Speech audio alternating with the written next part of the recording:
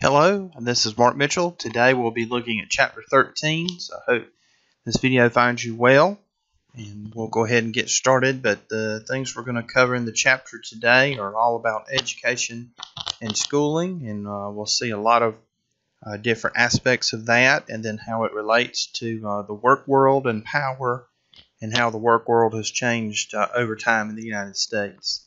Our additional articles, as our author's habit is, are listed here.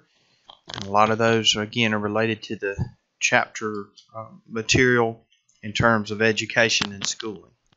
All right, but we start with a good definition of education, but a social institution in which individuals acquire knowledge. That's the known part. And then maybe the surprising part is the cultural norms and values that are also acquired. But our book makes a further distinction between the regular curriculum and then the hidden curriculum there. But the schools teach a variety of things through the educational process. It's been noted in that definition. And then schooling is that institution that's organized and presents the instruction. And schooling actually comes from a word that means leisure. So in the past, before we had school, what did people do? And it was work. So, the idea that people can go to school gives us a little bit of idea about how they live, because in lots of places in the world, people would love to go to school, but they simply can't. And even as children, they're introduced to a work world that's often delayed till adulthood for many people in industrialized nations of the world. Literacy is the ability to read and write, and so our book has some interesting information on that too. Roughly about 84% of people in the world are literate, and so that leaves a minority that are illiterate, and it just seems very hard to imagine even that nearly 20% of the world has a problem reading and writing. As we move along to the next slide, we see, for example, the number of days per year that students are in school around the world. And the United States is at the bottom of the chart, but about 180 days per year. And that's actually up from when school first started around about 1830s. But then it wasn't until about 1918 or 100 years ago to where there were laws where you had to go to school. And, then the school year was maybe as short as 144 days, but it has risen a little bit since then. But Israel is the number one nation, 223. That might be surprising because we often hear a lot about students in Japan, about how hard they work there, but they are not as high as the students in Israel in terms of the number of days per year that they attend school. Here's the map that just shows us more about the literacy rates around the world. And again, if you kind of want to make some commonalities, it's usually kind of higher, the blues, but seems like quite a bit on the left, and then on the right on the top half, but then on the bottom left and right it gets more sparse, and particularly in Africa and then in lots of Asia, that may seem to be a little surprising there, but as a general trend, it kind of points to where people have good literacy and those who don't. All right, but just a little history of education in the United States. But a lot of our early politicians that we connect with the founding of the country realized that we would need some system like school in order to develop the abilities and talents that the public had, and it would be a good thing to use for the form of government that the new nation had established.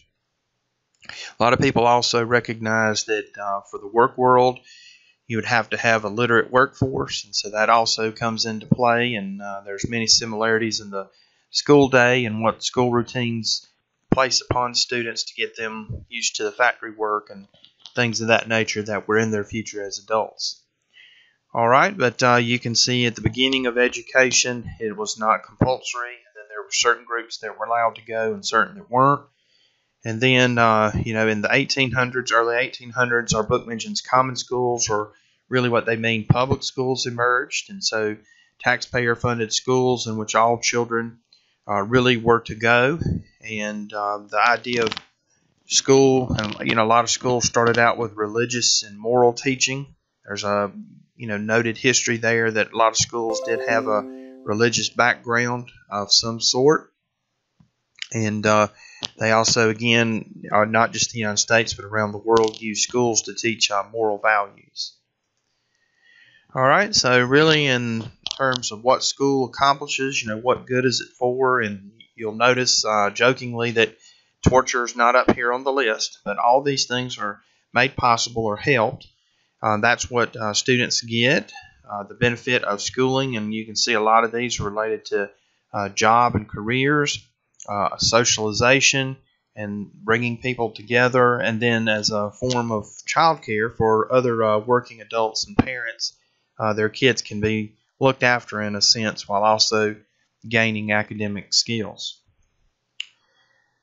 Here's again the two types of curriculum that schools teach: the moral education, really to reproduce culture, and that was that from the last slide, the social integration really of what goes on.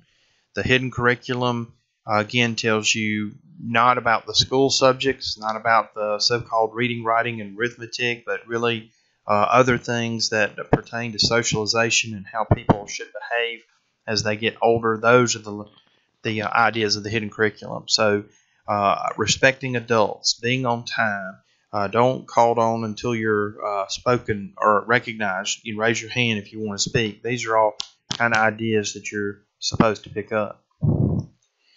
All right, when we look at the socialization in messages there in school, but this is maybe a continuation on the hidden curriculum somewhat, but you can see the 5 things listed here, but getting used to routines and being in a certain place at a certain time, certain roles, and recognizing authority are all some of the things that happen here in schools every day that kids are used to and they've got to get adjusted to.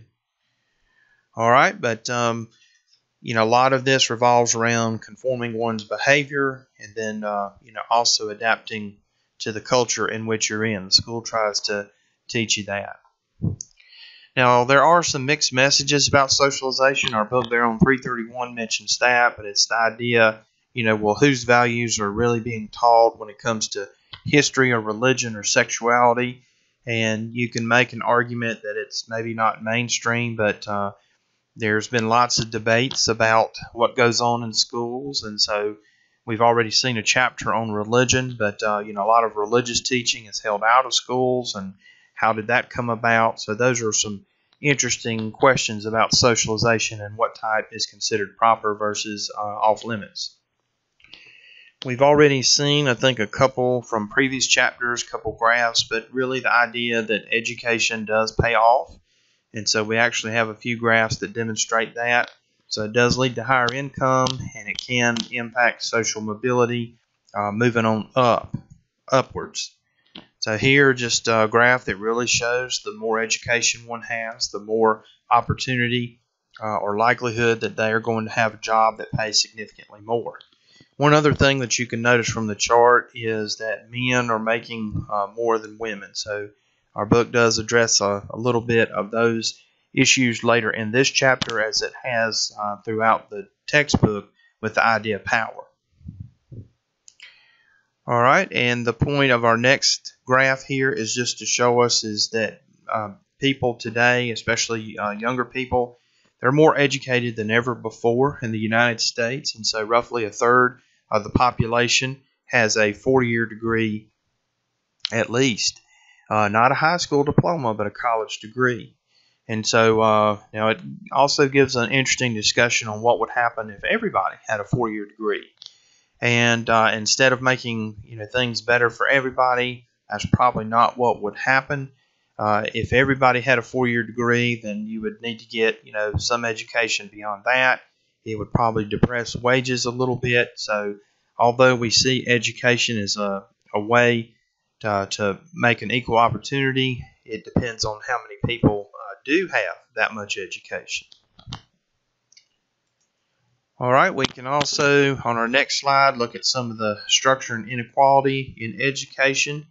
And one of the theories here is social reproduction, but it's the idea that schools reproduce the existing class structure that we see, and that leads to the continued systems of inequality. So the access to resources there in terms of schools, our book does seem to highlight quite a bit on money. I guess that really makes plain why they titled one of these sections Access to Resources, but it's not just a money issue. And one of the videos I had planned for us to watch was Waiting for Superman, and so it brings up that and some other issues that plague some of the schools maybe that don't have the funds and are not achieving as greatly as other schools. However, some schools they spend a lot of money on, and they still don't produce any better results than schools that spend a whole lot less in some cases. So you do have to have funds, but it's not the only answer to the question. And certainly schools in the United States are funded a lot greater than other schools around the world. Our book also has a section there of sorting by class. In terms of there we can see segregation. That's one of the things our book brings up, and we could also see how classes themselves are taught differently based on the class makeup, the students in the class. From again, we just have some examples in our book that show that they are conducted in a different manner depending on the makeup of the class by the students that are there. All right, as we move on to our next slide, in the United States, the overall graduation from high school is about 82%. So seems like it should be higher than that to me, but roughly 4 out of 5, or a little bit more than 4 out of 5, graduate from high school. So on the left-hand side of the chart, where you find the lowest rates, and it's ironic because in Washington, D.C., that's where all the money comes from. The federal government, of course, supports schools in all the different states, but that's where all the policies come from, and yet they have the worst graduation rate in the nation. So only 3 out of 5 really in Washington graduate. Unfortunately, we don't have North Carolina in our graph. And then on the right-hand side, states with the highest graduation rates, and Iowa leads the way at about 91%, according to this information from 2014. School is expensive, and that's what our next slide really looks at. When you go to a public four-year university, when again you're looking about 15 years ago, it was about $14,000 a year for your tuition, fees, room, and board. And the other part of the graph really shows that school is rising a lot faster. The cost of school is rising a lot faster than probably anything else you could come up with. Maybe healthcare is another area that's really increasing fast. But especially it seems that students in public universities are being asked to pay more, and then they graduate with a lot of debt. That's what these bottom graphs are really showing us. And then if you go to a private school, I imagine, again, you're talking about $50,000 a year, because this was 5 years ago, according to our textbook. Our book also mentions in figure 13.4 about how education continues to reproduce inequality and reproduce class structure. But you can see from the top circle to the bottom circle, depending on whether you have adequate resources, then that seems to be the good outcome. The bottom slide really shows that if you don't have those resources, then a lot of that time in school seems to be wasted, and then it doesn't lead to the outcome that many people hope for when they think of schooling and education and getting diploma and degrees and things of that nature. Now, more of the inequality is on our next slide, but credentialing is the idea that people with these degrees, they get the most of these good jobs, and so again, that keeps the cycle going. The cultural capital is really a distinguishing mark between social classes, really middle class and working class, and it leads to a lot of knowledge and abilities that these classes use in order to ensure the success of their children, or help as much as they can so that their outcomes are better. You're probably very familiar that the history of segregation in the United States, including the public education system, and that really got turned on its head in the early 1950s with the Brown versus Topeka, Kansas Board of Education, where a black family just decided that the school where they lived was not good enough for their daughter, and they wanted her to have a good education, and they fought for the right to go to a better school. We see here as we move on to schools as complex organizations, looking at two things: school size and tracking. School size, generally, schools can get very large. I think the high school that I went to and some that I visited in Johnston County were over 1,000 students, and I'm sure there are even larger schools than that. I think I've heard of some as high as 5,000, but I've also been to high schools that were very small, and what our book points out is that sometimes when you look at academic performance, it's better to be in a smaller school than a larger school. And then, of course, when one goes to college, there will probably be a class or two that gets so big it's kind of like going to a movie theater. There's so many people inside.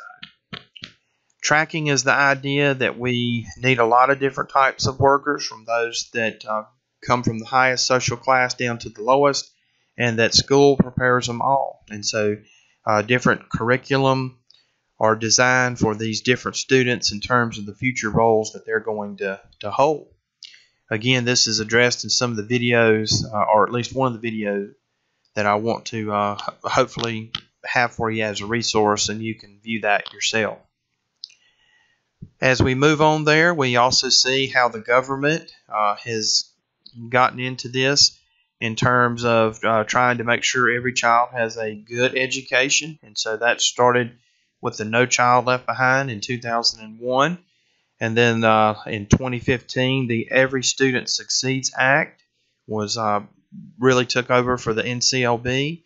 And then something that you may have heard of is the Common Core. But all of these were trying to really teach children and give them all the skills that they needed, although probably Common Core has more controversy associated with it than the other two legislative acts that were mentioned already. What about students who are competent in two languages? I know that I took Spanish for years and years and never did get fluent, so I admire anybody who can do that.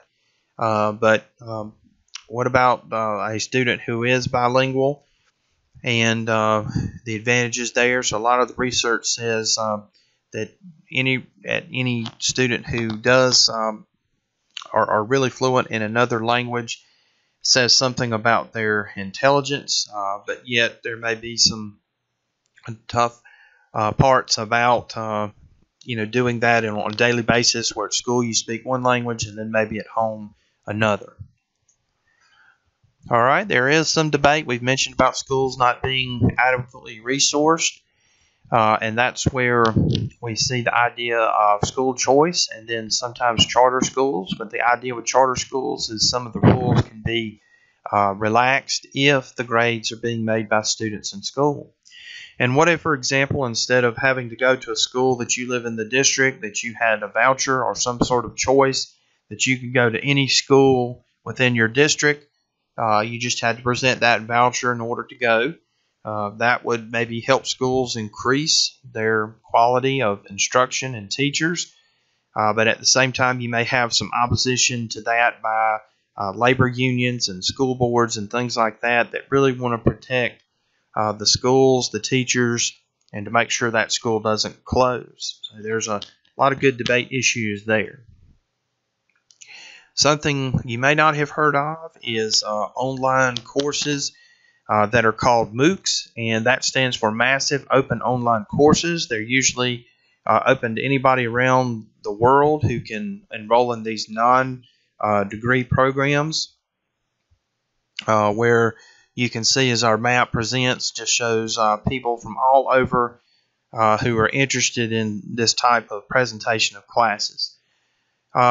Taking a class online is common. So again, about 4 years ago, there roughly 1 out of 3 students were taking at least one online course. So that has become very popular and convenient with today's lifestyle, where people are always on the go, at least here in the United States.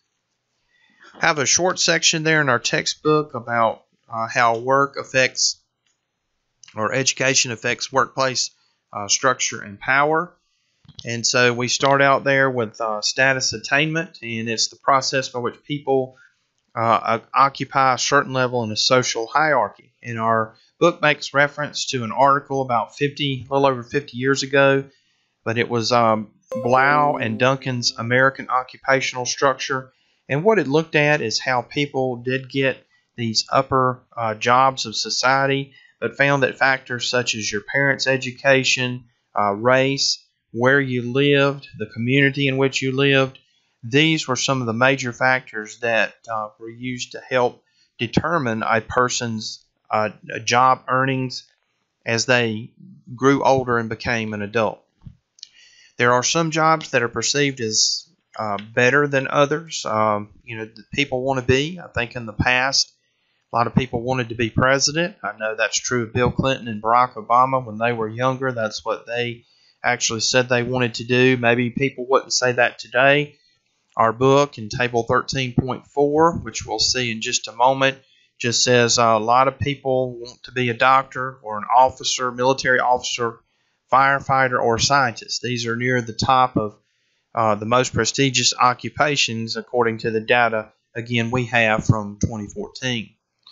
How well satisfied is somebody on their job? So there's a lot of factors there, not including wages and prestige, in which people are content on, happy with their occupational outlook.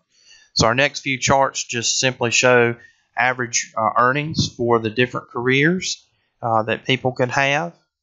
And then on the next slide, we just see those that are more prestigious that people have. I've seen some that really look at the lower end, and I don't really think of it as a job, but one of them was a streetwalker, and which is into prostitution. That was one I've seen from some other textbooks that I've looked at. And then basically a beggar, a panhandler is the way that it was referred to. But those were a couple that were near the bottom of the list.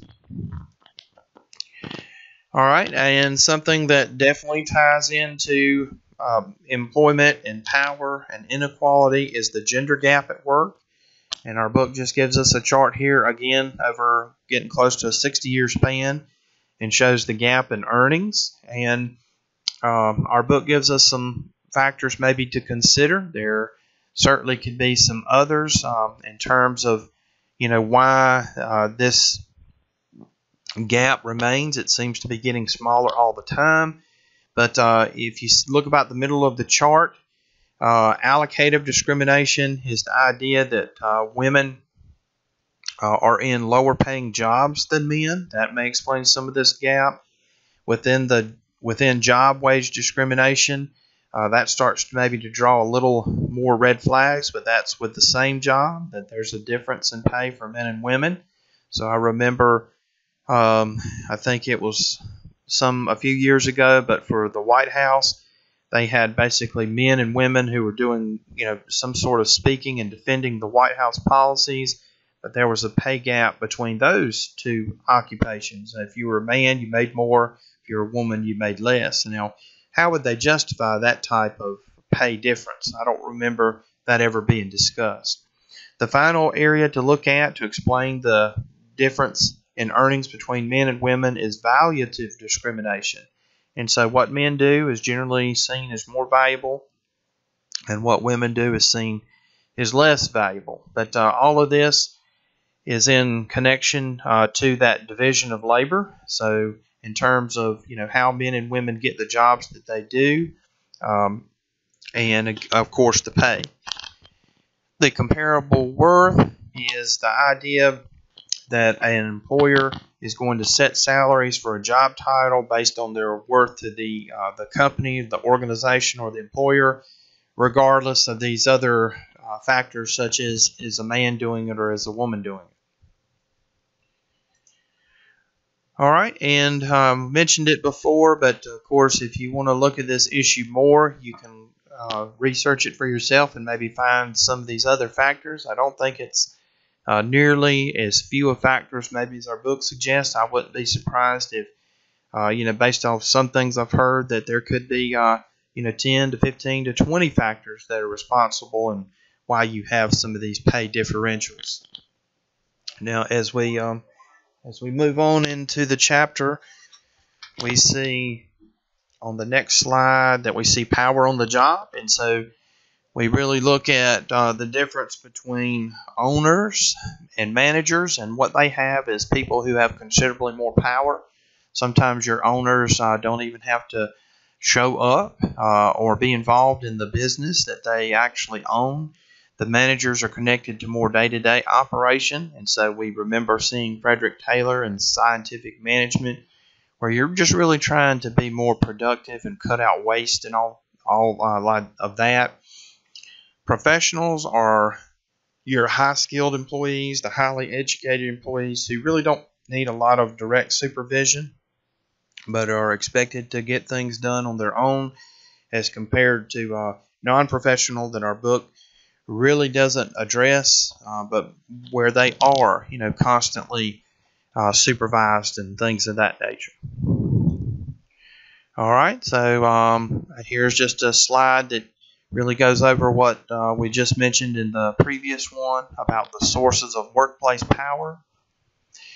We can also discuss how employees are somewhat supported. So labor unions are in effect trying to get the employees and the workers more benefits, more pay, and improve working conditions. And they do that for a fee that they charge each member of the union. Collective bargaining, when I see that, you may think of some industries where there's the labor union will barter and negotiate with the industry, again, for the same things that the labor unions fight for. So whether it's professional sports or a certain industry, you can read all the time of things happening like this, where workers are trying to get just a better, fairer shake of what's going on. All right, and our book just simply shows is that unions, there probably was a definite time when they were really needed and provided a service, but it seems now that their membership is dwindling.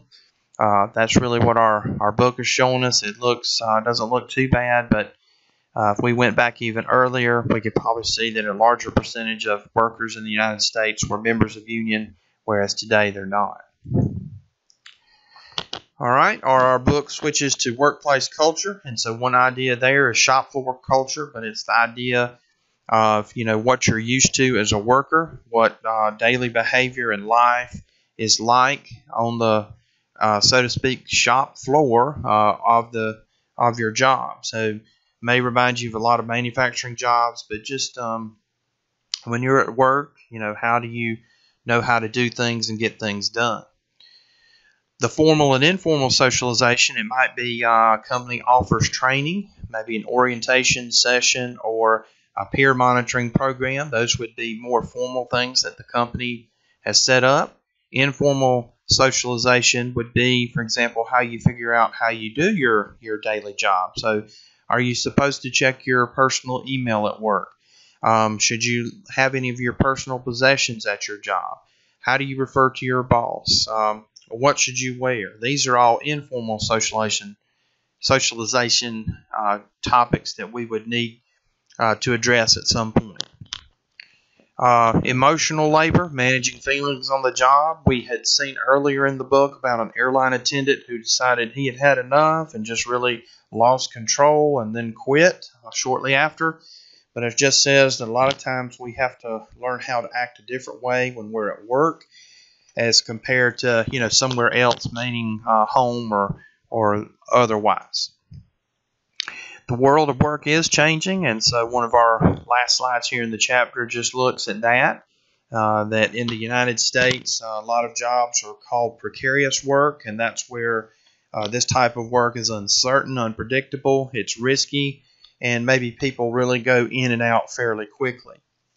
All right, but a lot of this is due to outsourcing, where good-paying jobs in the United States have moved to other countries, and that's because people will work for less than they would in the United States, and companies are about making money in the bottom line.